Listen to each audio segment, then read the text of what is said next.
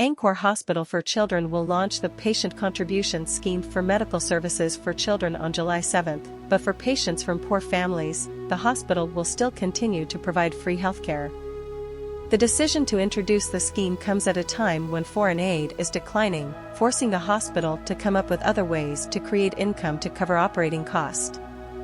Noon Chanfiktra, director of Angkor Hospital for Children, said that to ensure the sustainability of the mission of providing medical examination and care services for children, the hospital established the Patient Contribution Scheme, requiring patients to contribute $5 for outpatient services and $5 per night for hospital stay.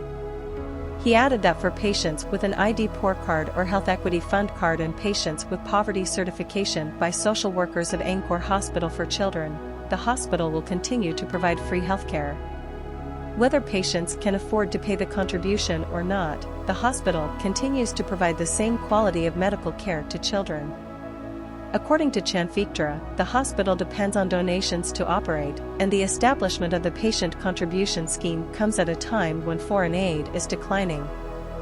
The decline in donations has forced the Angkor Children's Hospital to seek other sources of funds in the country, but the hospital still faces obstacles in finding finances to operate. Requiring patients to pay through the Patient Contribution Scheme is considered one of Angkor Hospital for Children's options to continue to assist those in need. Through this venture, the hospital can keep its doors open to treat patients. However, the hospital still needs donations from philanthropists to cover the costs of pediatric screening and care. For more than 20 years, the hospital has provided free medical services to approximately 2.5 million Cambodian children in the treatment of diseases such as cancer, neonatal conditions, and other chronic illnesses. The hospital also has medical training programs for health professionals and community education courses.